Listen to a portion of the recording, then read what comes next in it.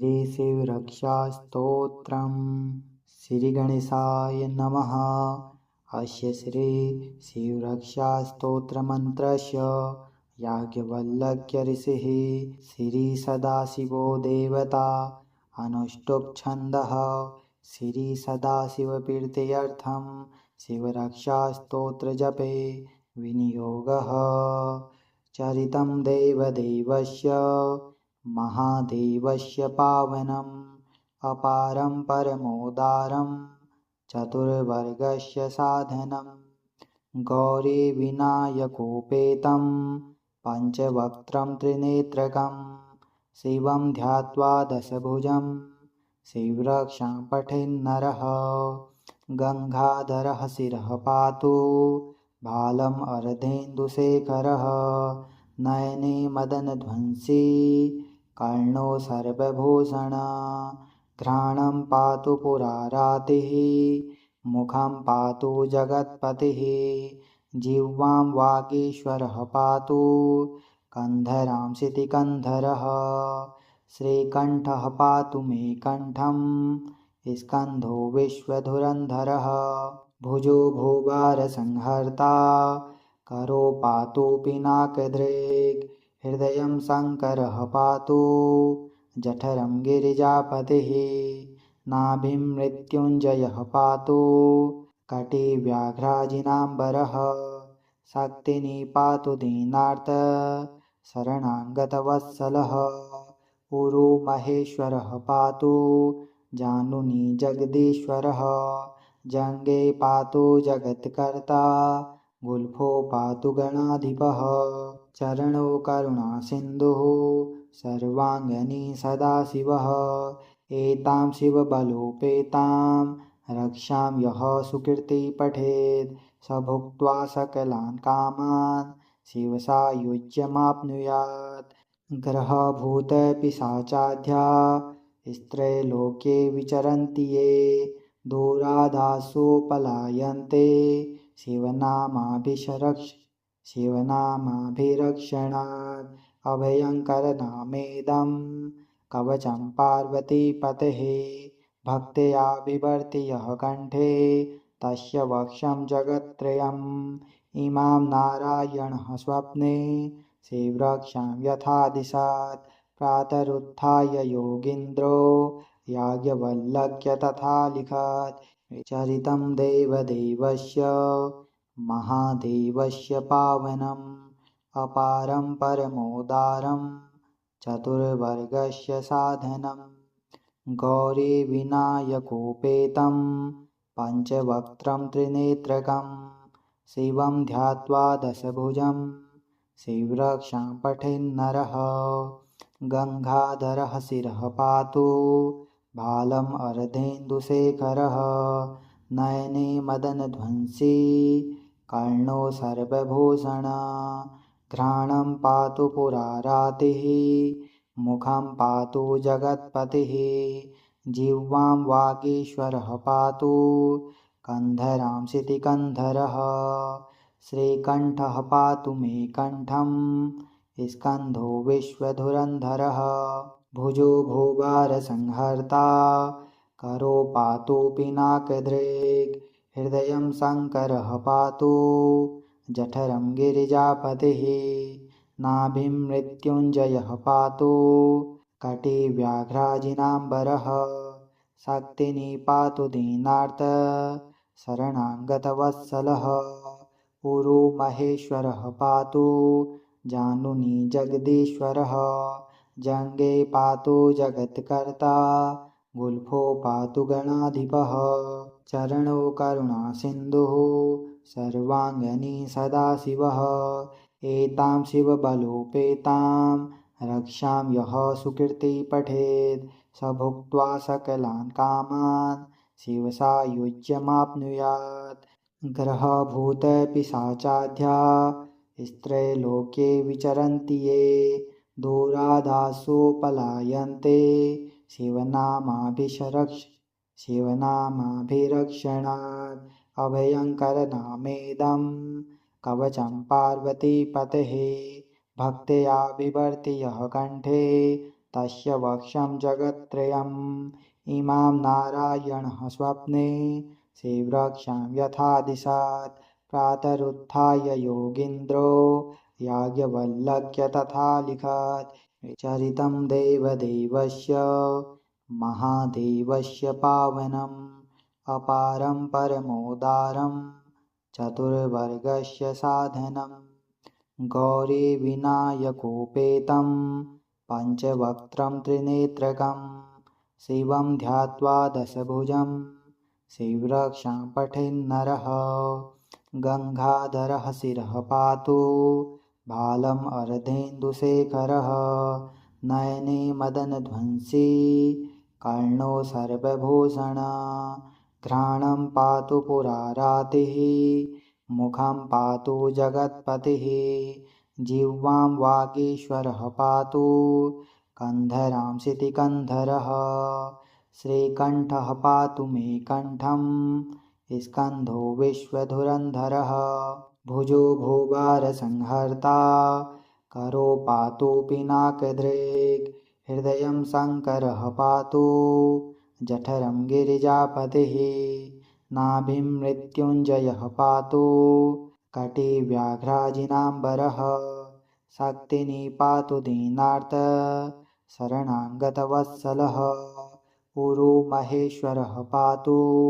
जानुनी जगदीश्वरः जङ्गे पातु जगत्कर्ता गुल्फो पातु गणाधिपः चरणो करुणासिन्धुः सर्वाङ्गनी सदाशिवः एतां शिवबलोपेतां रक्षां यः सुकृती पठेत् स भुक्त्वा सकलान् कामान् शिवसायुज्यमाप्नुयात् ग्रहभूतपिशाचाढ्या स्त्रैलोक्ये विचरन्ति ये दूरादासो पलायन्ते शिवनामाभिरक्षणात् अभयङ्करनामेदं कवचं पार्वतीपतेः भक्त्या बिभर्ति यः कण्ठे तस्य वक्ष्यं जगत्त्रयम् इमां नारायणः स्वप्ने श्रीवृक्षां यथा दिशात् प्रातरुत्थाय योगीन्द्रो याज्ञवल्क्य तथा लिखत् चरितं देवदेवस्य महादेवस्य पावनम् अपारं परमोदारं चतुर्वर्गस्य साधनम् गौरीविनायकोपेतं पञ्चवक्त्रं त्रिनेत्रकं शिवं ध्यात्वा दशभुजं श्रीवृक्षां पठेन्नरः गङ्गाधरः शिरः पातु भालम् अर्धेन्दुशेखरः नयने मदनध्वंसी कर्णो सर्वभूषण घ्राणं पातु पुरारातिः मुखं पातु जगत्पतिः जिह्वां वागीश्वरः पातु कन्धरां शितिकन्धरः श्रीकण्ठः पातु मे कण्ठं स्कन्धो विश्वधुरन्धरः भुजो भूभारसंहर्ता करो पातु पिनाकधृक् हृदयं शङ्करः पातु जठरं गिरिजापतिः नाभिं मृत्युञ्जयः पातु कटिव्याघ्राजिनाम्बरः शक्तिनी पातु दीनार्त शरणागतवत्सलः पुरो महेश्वरः पातु जानुनी जगदीश्वरः जङ्गे पातु जगत्कर्ता गुल्फो पातु गणाधिपः चरणो करुणासिन्धुः सर्वाङ्गनी सदाशिवः एतां शिवबलोपेतां रक्षां यः सुकृती पठेत् स भुक्त्वा सकलान् कामान् शिवसायुज्यमाप्नुयात् ग्रहभूतपिशाचाढ्या स्त्रैलोक्ये विचरन्ति ये दूरादासो पलायन्ते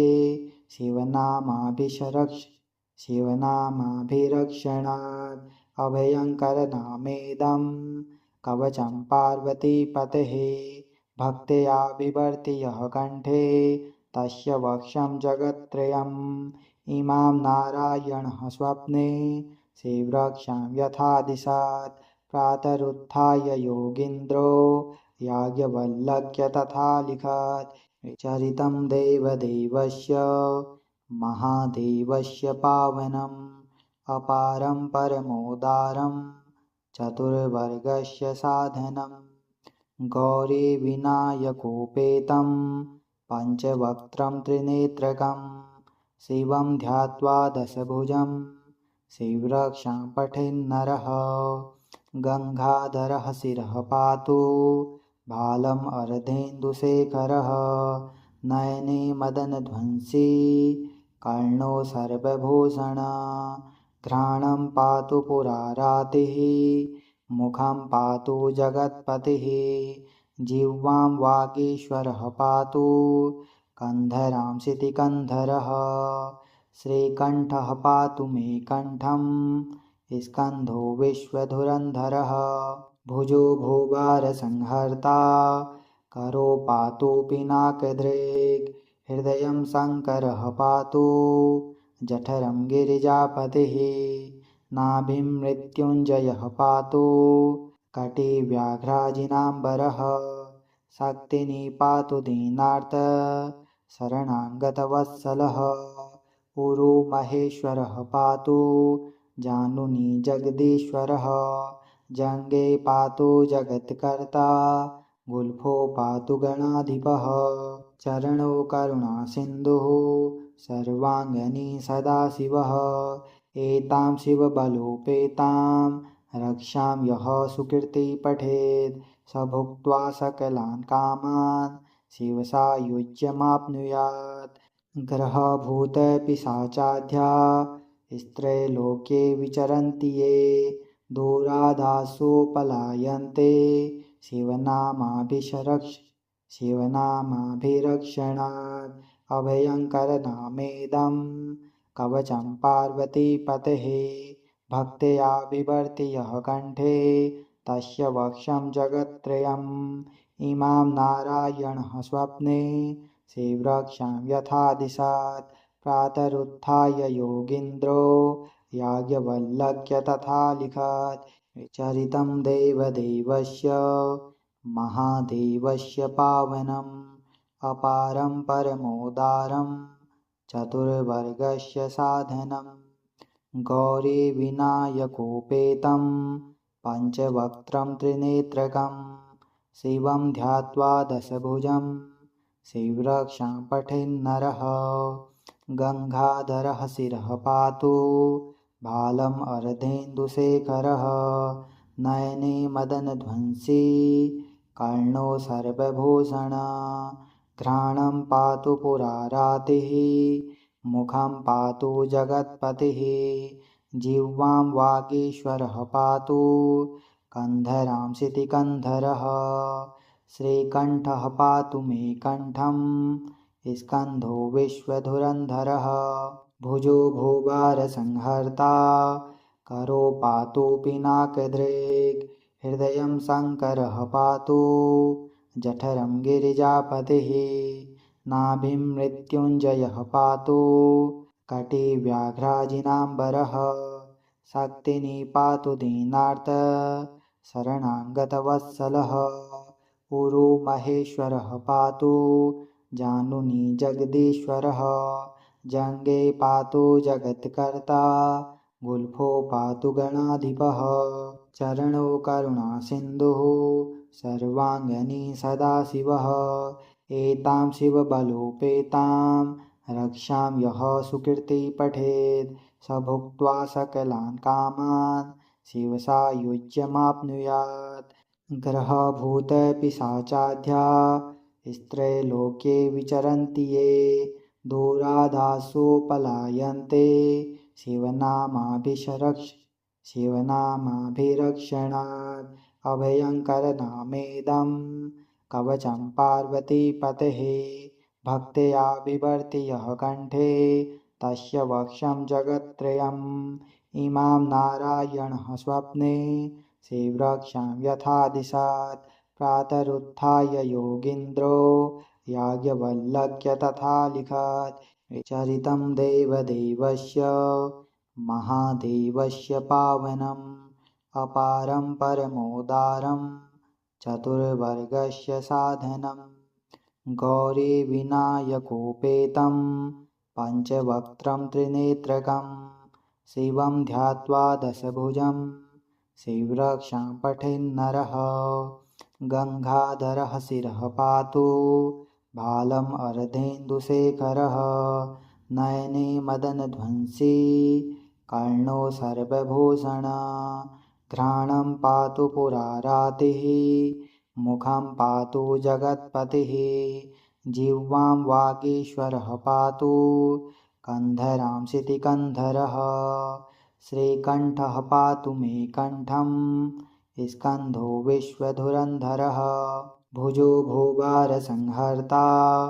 करो पातु पिनाकदृक् हृदयं शङ्करः पातु जठरं गिरिजापतिः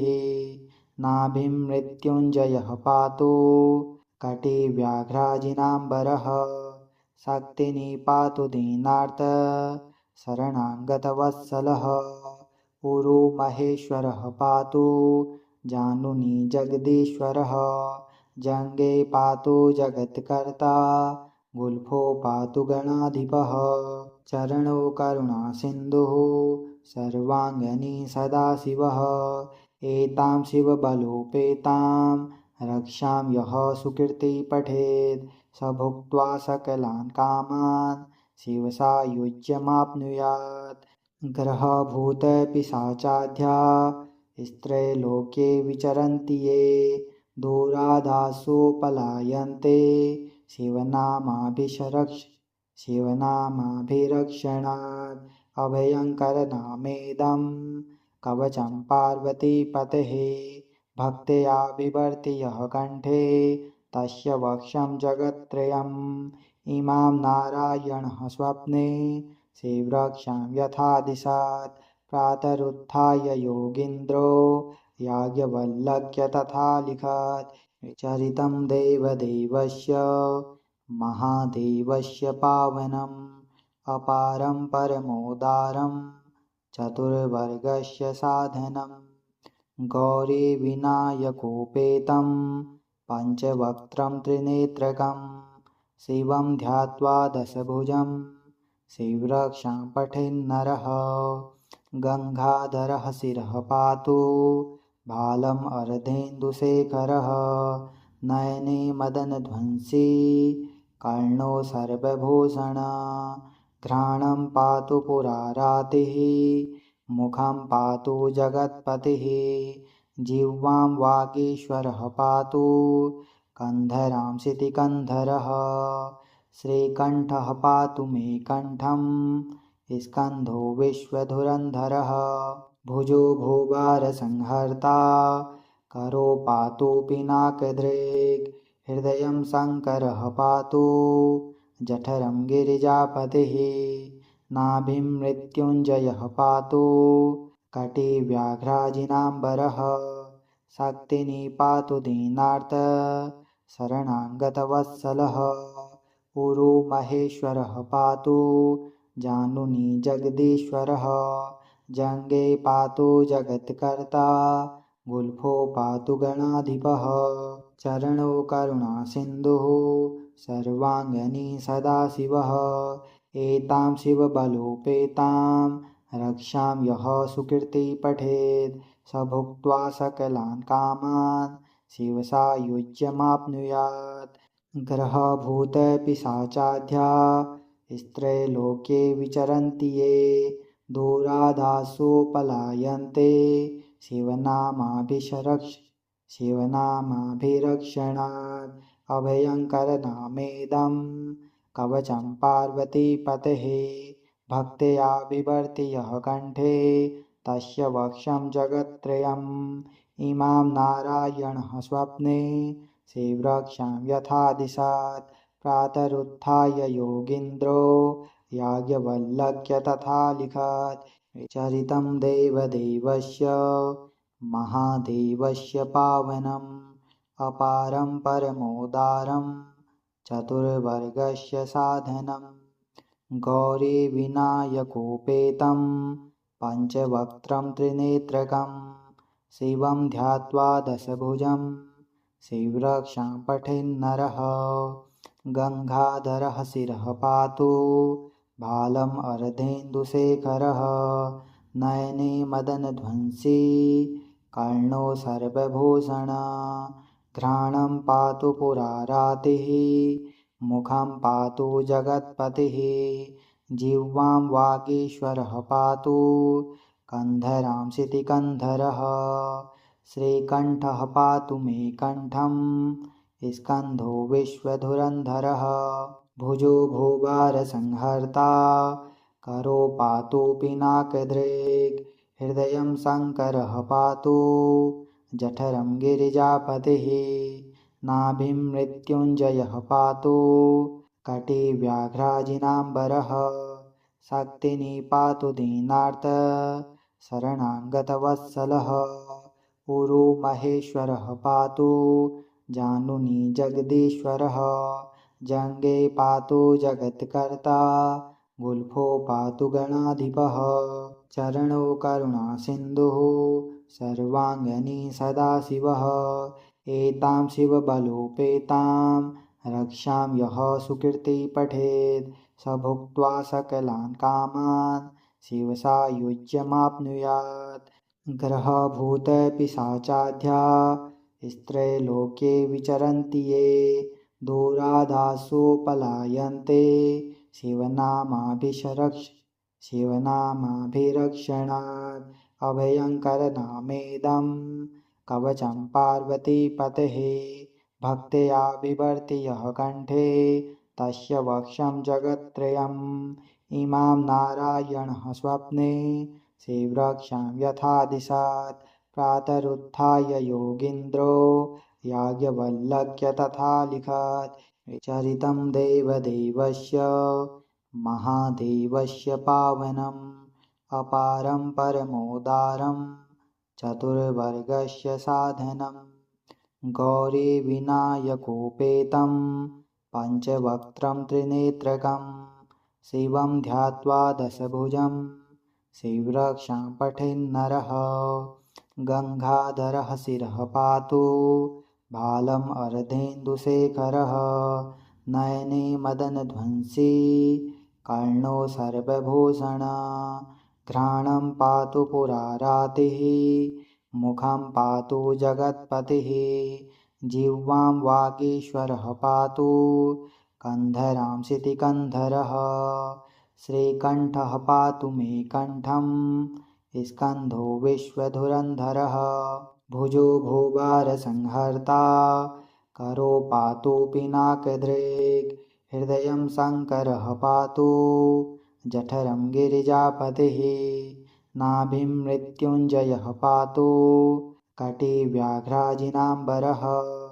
शक्तिनी पातु दीनार्त शरणागतवत्सलः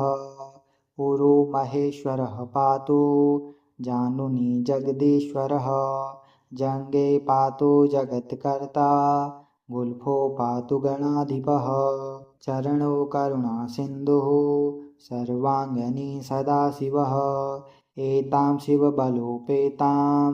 रक्षां यः सुकृती पठेत् स भुक्त्वा सकलान् कामान् शिवसायुज्यमाप्नुयात् ग्रहभूतपिशाचाढ्या स्त्रैलोक्ये विचरन्ति ये दूरादासो पलायन्ते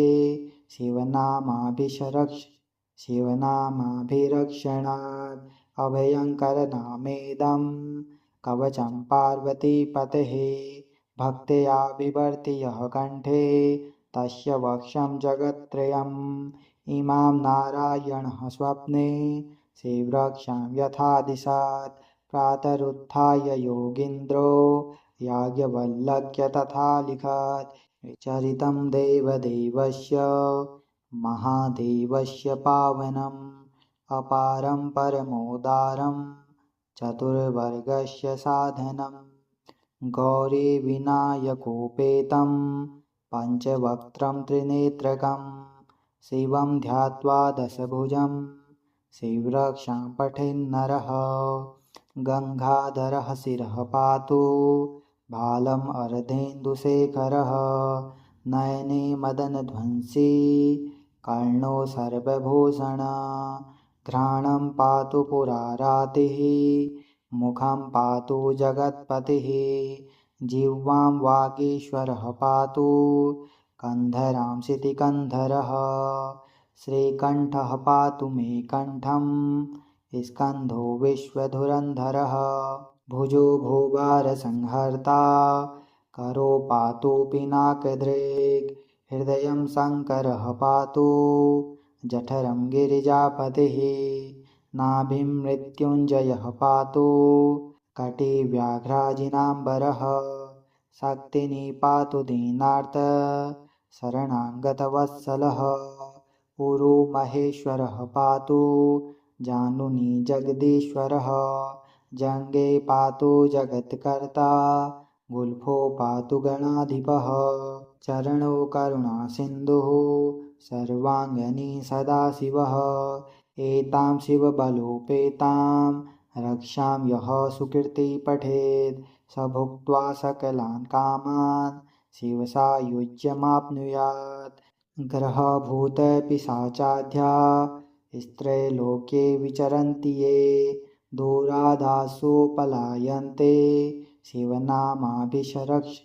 शिवनामाभिरक्षणात् अभयङ्करनामेदं कवचं पार्वतीपतेः भक्त्या बिभर्ति यः कण्ठे तस्य वक्ष्यं जगत्त्रयम् इमां नारायणः स्वप्ने शिवरक्षां यथा दिशात् प्रातरुत्थाय योगीन्द्रो याज्ञवल्क्य तथा लिखत् इति श्री याज्ञवल्क्य प्रोक्तं शिवरक्षास्तोत्रं सम्पूर्णम्।